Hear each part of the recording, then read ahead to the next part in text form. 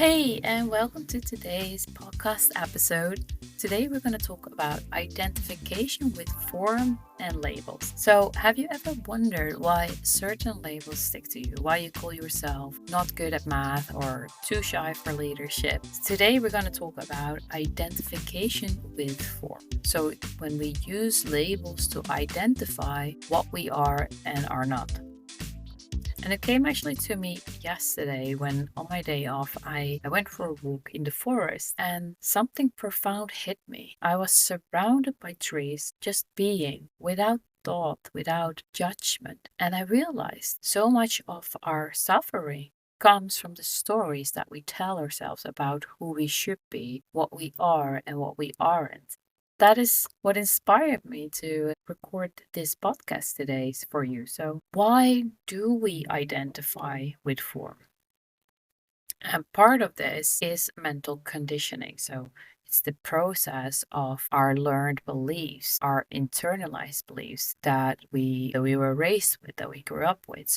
Internalizing of beliefs, values, and behaviors based on repeated experiences and messages and influence that we had when we were younger. So, from a young age, we receive cues about who we are and what we are capable of. And we receive these cues from parents, from teachers, from media, from culture, from our neighbors, from the football coach. They taught us about certain values and beliefs that we took them as our own. And because we are so young, we are even more eager to take on these beliefs. So common childhood labels and their lasting impacts.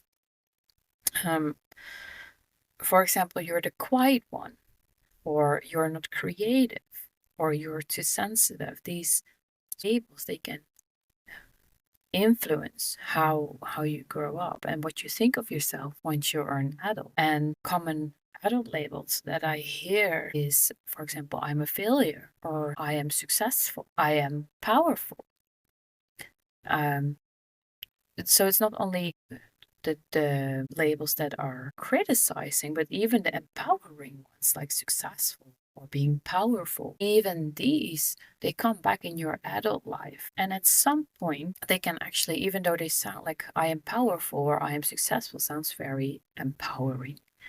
Um, but sooner or later, there might come a moment that you're actually not so successful. And that is going to cause a lot of resistance. It's going to cause a lot of frustration for you if you think you are successful and you're not measuring up to that. So sooner or later, even the labels, the form of identification that sound very empowering, will hit at some point a wall and do the opposite. They will not be empowering at all. You will suffer from those because it's not that you will always be successful. There will be times that success is waiting longer for you to happen. Those are the moments that's causing suffering. So when I was in the forest yesterday and I felt this deep, deep inner peace, and it was the absence of all the shoulds and all the musts that we impose on ourselves. And every day we are bombarded with ideas of what success and intelligence and worth looks like. We are bombarded with ideas from outside us, from society, from the TV, reading the news, listening to music, but also our own mind-made rules. Also, we ourselves have these labels about what ideas of what the success looks like and intelligence looks like.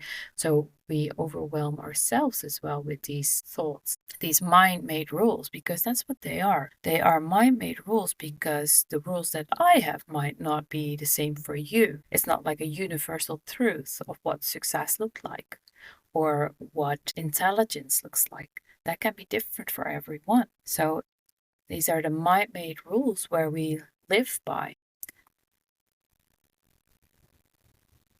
So the role of labels in our sense of self, that's what I want to talk about, because of course it has a purpose. That's why we're doing it. That's why we identify with form. And we all have this deep, deep need psychologically for identity and for belonging.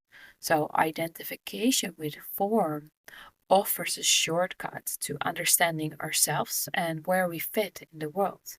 And it's creating a feeling of safety, and being part of something bigger than ourselves. So labels, they give us a sense of certainty.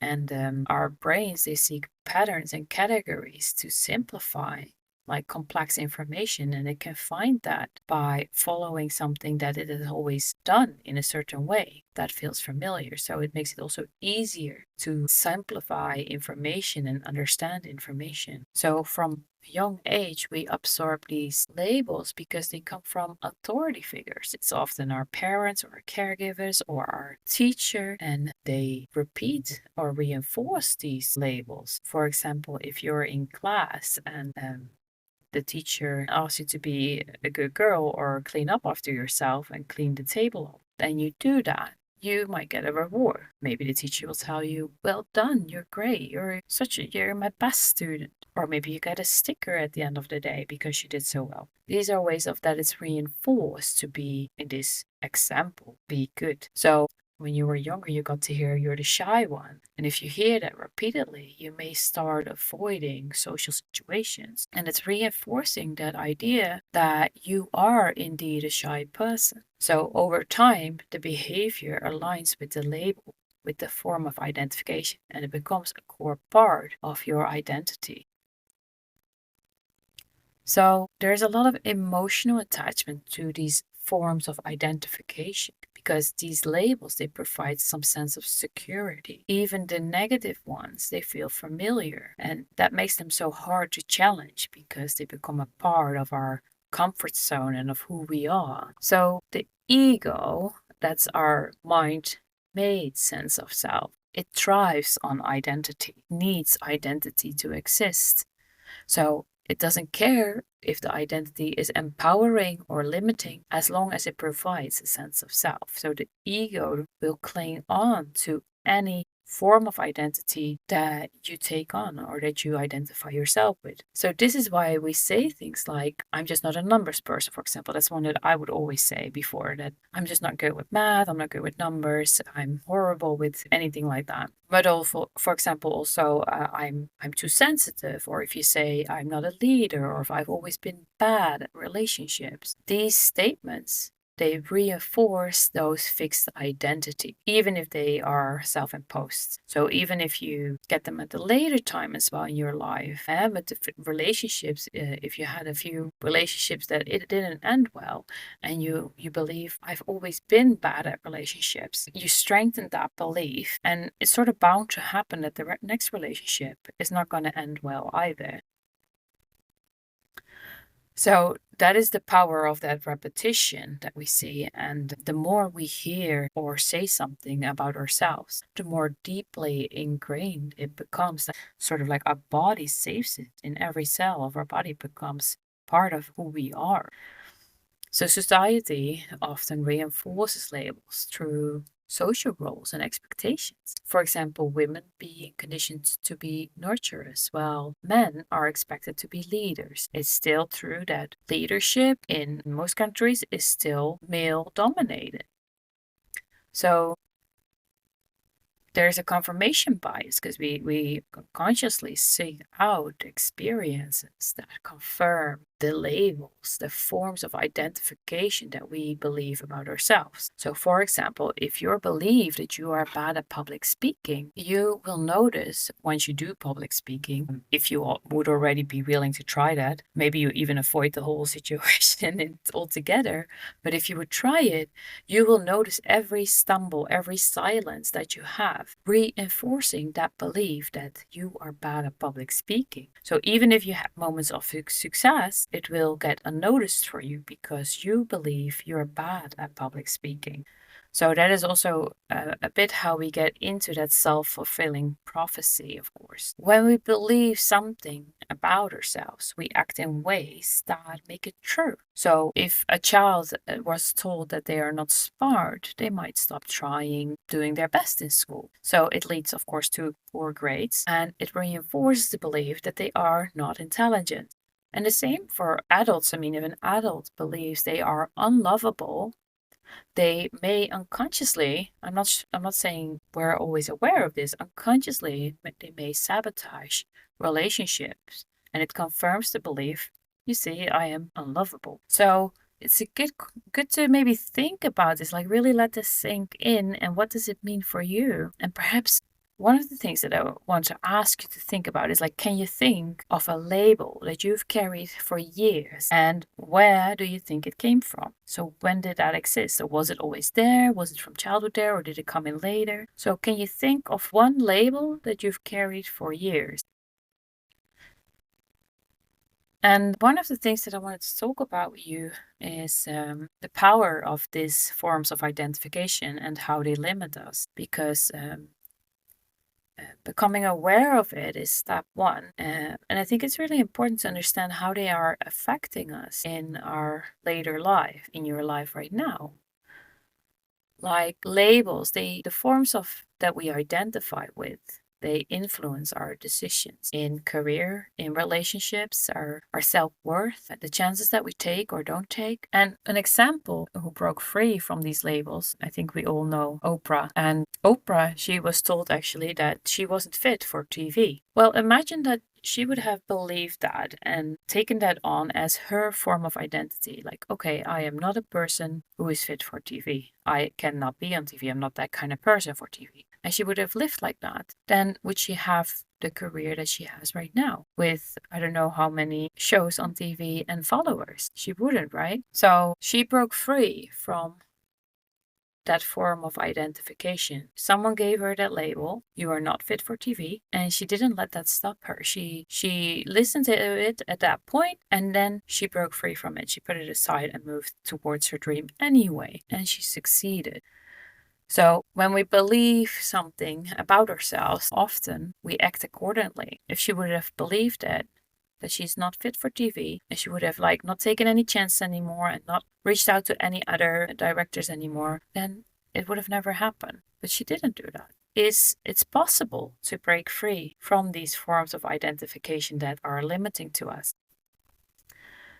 So what I noticed yesterday as I stood there, I stood among the trees and I thought, what if like we too, if we just exist without attaching meaning to every aspect of who we think we are? Imagine the freedom of not constantly trying to measure up to any external standard. If that is being successful, being powerful, being a person who gets things done, being shy, being whatever it is, if we let go of that, then what is just left? We still are there, right? We don't disappear or something like that. And I want to ask you, like, what does success even mean to you? Have you truly questioned it? Because society tells us it's about money and possessions and achievement. But is that true for you? What does success mean to you? What does it look like, feel like? So, one of the things that I would like to ask you is before I asked you if which label you've been carrying for years. And now I want to ask you, like, if you could rewrite one label, one form of identification from your past, then what would it be? What would it be?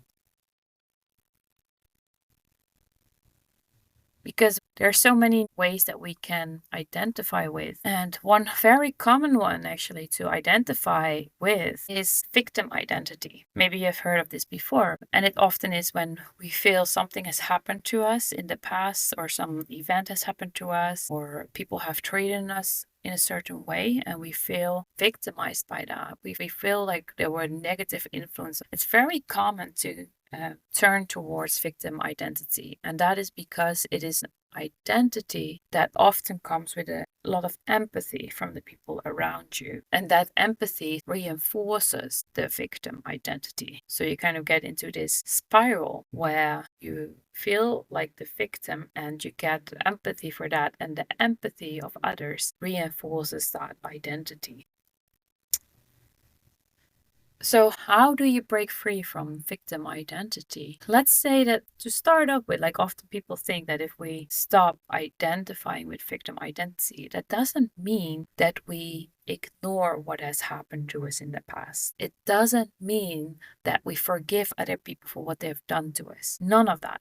It only means that we are no longer identifying with specifically that form of identification. And what it does is that it will open up so many more possibilities once you do. Because, like we said before, when we identify with form, either sooner or later, and often sooner, it is creating a pattern and it's keeping us stuck. It's keeping us in one place. And we will run into the same things in our life and the same problems, the same relationship issues, the same career choices, because we're kind of stuck in that same spiral, in that same form of identity. So once we become free from that form of identity, the world opens up, possibilities open up. So that is one of the identities that I think is very common. Breaking free and rewiring your mindset, it's fairly simple. What you can start with is actually the most important thing that you can do is awareness, creating awareness when you identify with a form, with a label, with a belief.